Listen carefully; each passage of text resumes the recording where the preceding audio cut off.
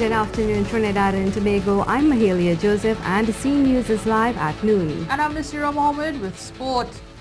Topping the news at this time, TSTT workers are currently protesting outside the company's Edward Street office in Port of Spain to raise several issues, one of which is to get money they say is owed to them, as for the past 11 years they have been paying more than the required amount for their telco pension plan and the TSTT pension fund plan. C News spoke with President of the Representing Communication Workers Union, who explained the situation. For 11 years, members of the telco plan would have been contributing 1.5% more than what they were supposed to have contributed. And we have been trying for the last 5 to 6 years to have the company reimburse those members without success. And we have decided that enough is enough. It's about time that the company instruct its management committee to meet to give clarity and give clearance for that 1.5% to be repaid to the telco members of the telco pension fund plan. We have not had money. Mr. Remy wants management to address the workers' concerns immediately. We have not had management committee meetings of the both pension fund plan, and as such we are demanding that the management committees immediately meet to deal with the issues that are affecting the pension fund plan at this time. As the Oilfields Workers Trade Union and Petrotrin head off to court today, an email from the state oil company to employees is being characterized as premature. OWTU President Ansel Roger says the period of conciliation is not yet over and that during this period a conclusion to negotiations can still occur. OWTU Chief Education and Research Officer Ozzy Warwick agrees with the union's President General.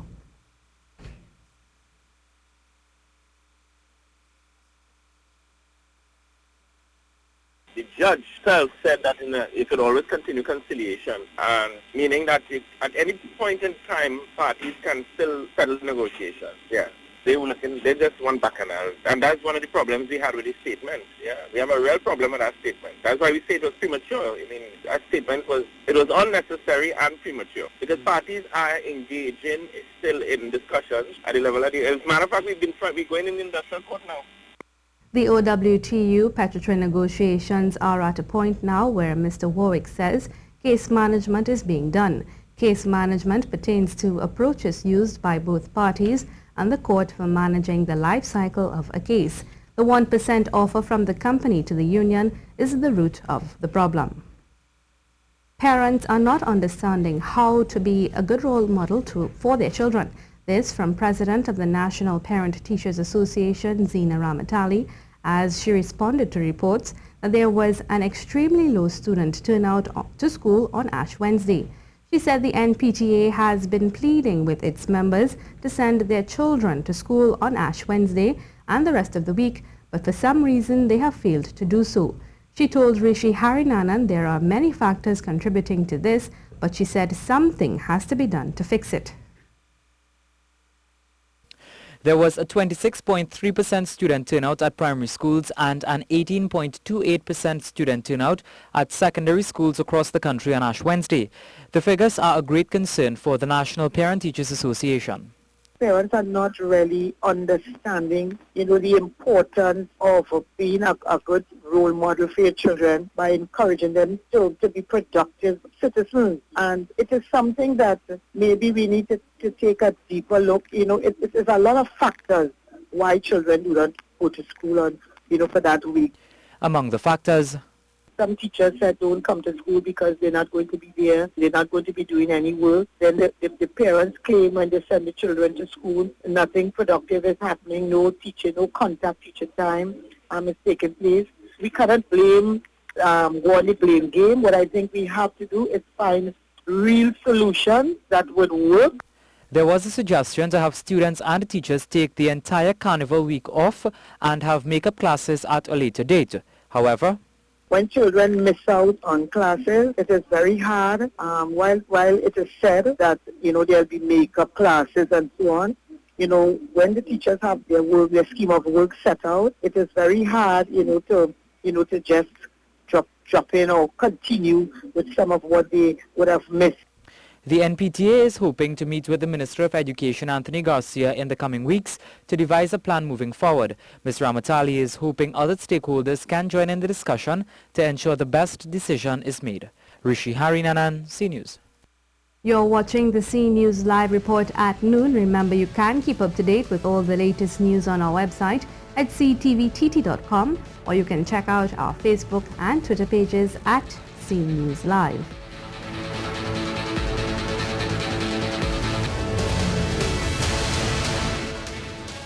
The network of non-governmental organizations is proposing that there be an exception to the Child Marriage Act so that children between 16 and 18 years old can get married. However, it has outlined some stipulations, one of which is the person's partner cannot be over the age of 21. Because there are circumstances that can be demonstrated, and we've outlined the conditions that would make those circumstances sensible. It means applying to a judge in the High Court, getting the views of the parents, getting the views of the children themselves to ensure that it is not forced. Because the other point that has to be made about the forced marriage argument is that in Trinidad and Tobago, forced sex in or out of marriage at any age is already illegal. On Friday, the marriage bill will return to the House of Representatives for the debate to resume. According to Ms. Brown, people have oversimplified the issue and made it only about sex. She said this should not be so. She went on to say there can be negative impacts if the law says a person can only get married after 18 years old. So the law is saying it's okay for you to have sex, but we're definitely not letting you get married. Yeah. And the advocacy required a lot of, and we spent a lot of time going back and forth because different people had different opinions about it. But I think we agreed in the coalition that was formed on the child marriage that there was need for us to ask the government and the opposition to consider the exception. Despite reports about his resignation, the chairman of the National Carnival Commission, Kenny De Silva, is still heading that organization. It is being stated that he resigned after the poor production of Dimash Gras at the Queen's Park Savannah. He later apologized for what took place and said the organization takes responsibility for the glitches that adversely affected the show. C News contacted PRO of the organization, Kevon Gervais, who said the allegation of Mr. De Silva's resignation is not correct. At this time, he remains chair of the NCC. Hindu pundits are today expressing disgust over Dr. Hollis Liverpool's chalk dust winning Calypso for 2017. In a statement, the Hindu pundits Parashad of the Sanatan Dharma Mahasabha said it is appalled that a Calypso based on gross distortions and inaccuracies can be financially rewarded by the nation's taxpayers. The body's president, Punit Bades Sitahal Maharaj, went on to say Hindus in this country have been a target of the Calypso dagger for decades. However, he said Hindus are now prepared to respond to every ill-conceived and ill-disguised effort to vilify and intimidate them. He said the Hindu community's support structures allow it to remain independent and vibrant, unlike carnival groups who depend on the handouts for their survival. Mr. Maharaj also said Hindus refuse to accept beggadom and pauperization. C News attempted to contact Chalk Dust for a response, however calls to his phone went unanswered. Here's a look at the weather forecast. As we go through Thursday, however, look for increasing levels of cloudiness and showers, especially for southern areas of Trinidad. It's been a pleasant day of 30 to 32 degrees Celsius. Expect a cool night of 22 to 23 degrees Celsius. For fishy folk, the rough seas bulletin remains in effect and will continue as we go through Thursday. Due to the strong winds from the east-northeast of 20 knots, look for foaming crests and sea spray with offshore waves whipped up to 3 meters through the Caribbean and the Atlantic, with east-northeasterly swells of 9 seconds, joining some northerly swells at times. Tide is low at 12:30 a.m., then high at 6:30 a.m. Seas will be more agitated in those high tides. During the season of Lent, Catholics and even non-Catholics fast. On Fridays, many choose to avoid meat and turn to fish as an alternative. This increase in demand generally affects fish prices, causing them to rise. The question today is, has this happened this year? One South fisherman, Dan Rajramkisoon, says it isn't always common for prices to increase, and it all depends on the weather conditions and availability of fish. You know, the sea's really rough all over. The Carcass, Maruga, Sijas. From the north coast to the south coast, the ocean really rough right now, right? What causing this is global warming. That is not because fish is falling worldwide. There's a scarcity of fish all over, from the north coast to the south coast. So if the fish is a scarcity, the fish price will go up for the Easter. If it's not a scarcity, the fish price will stay normal. Right now, kingfish and carry selling 50 a pound. For the Easter, if it will sell 60 and 65. The country will be given an update on the allegations of lead contamination in their water supply on Friday. Last month, it was claimed that lead contamination from the Guanapa landfill is seeping into the water supply at the Caroni water treatment plant. The EMA, Ministry of Works and WASA all said they would launch an investigation. The cabinet also requested a report on the findings by WASA. Hunters and by extension the general public are advised that the hunting season is officially over. The season ended on February 28th, and the Parliamentary Secretary in the Ministry of Agriculture, Land and Fisheries says the ministry remains devoted to enforcing the law so the wildlife is protected. The Forestry Division of the Ministry, their task as well is to secure the nation's forest assets and by extension wildlife included. So it's an ongoing process where forest rangers or game wardens would go out and have their periodic checks and monitoring of the state reserves, whether it be the forest reserves, the state lands or wherever. He says following the end of the hunting season, the ministry will host consultations with the relevant stakeholders to pave the way forward for the next season. An increase in fines may be in the works, although he did not expand on this possibility. He recalls that the Agriculture Minister Clarence Rambarat made several changes before the start of the season that just ended. The Honourable Minister would have used his authority via Minister's order to increase some of the fines and some of the costs. For example, like if you won one item, prior a hunting permit was $20 and now it's $100. Some of the items were limited as well. For example, some of the species of animals that were allowed to hunt in the past would have not made its way on the permitted items. Hunters now have until March 31st to get rid of all wild meat in their possession, and permits must be handed in by May 31st. Officials from the Soukadrome want inspections of music trucks to be done earlier in the day for Carnival Monday and Tuesday. This, as the body's public relations officer said, when it is done throughout the entire day, like what is being done now, bands take longer to get to their various destinations. Therefore, the entire public will not be able to see what's on offer.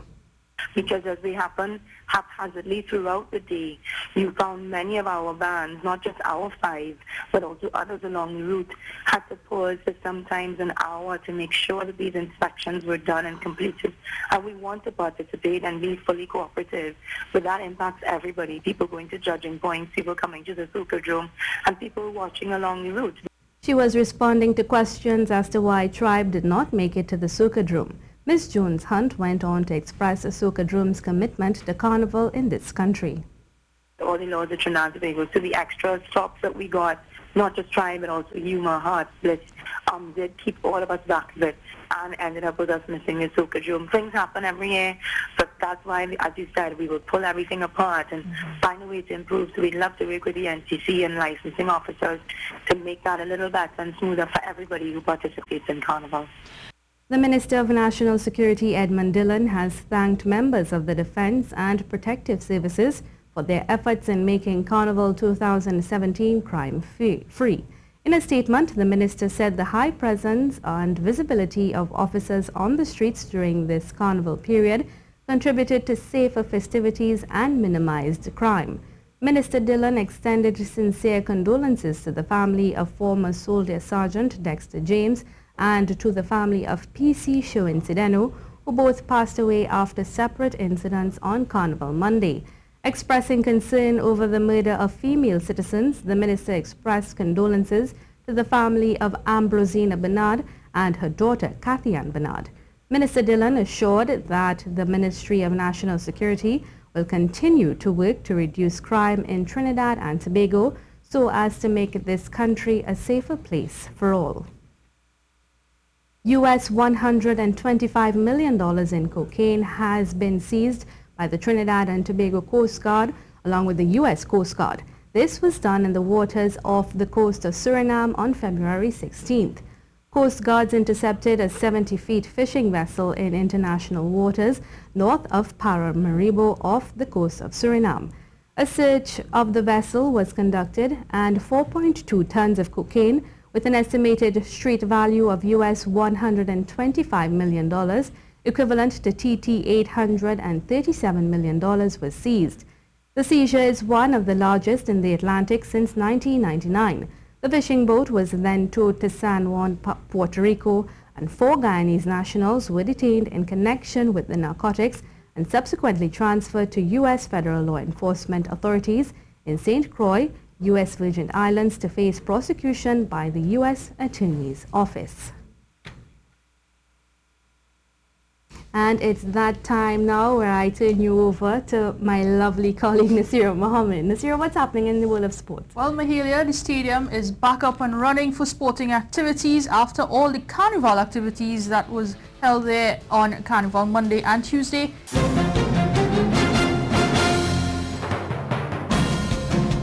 Well, the carnival festivities are over and the Hazley Crawford Stadium is ready for our athletes to use once again. The interior of the stadium hosted several popular events inclusive of Marshall Monday and the Soca Monarch Finals on Carnival Friday. The exterior and car parks would have played host to several fetes throughout the season as well.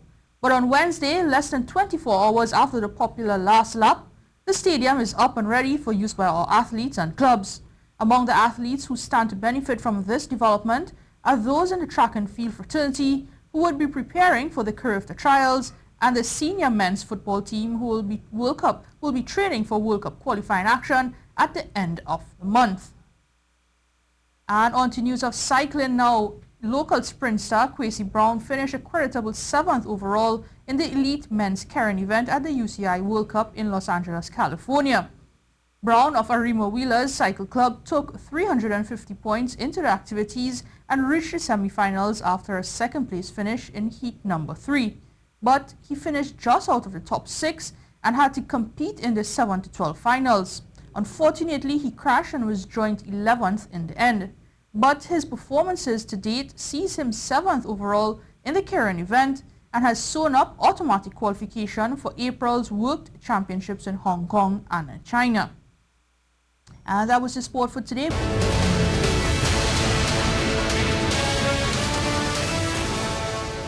And that's how we end the C News Report at noon. I'm Mahalia Joseph. And I'm Nasira Mohammed. Remember, for up-to-date and breaking news throughout the day, you can visit the C News website at ctvtt.com. Have a good afternoon.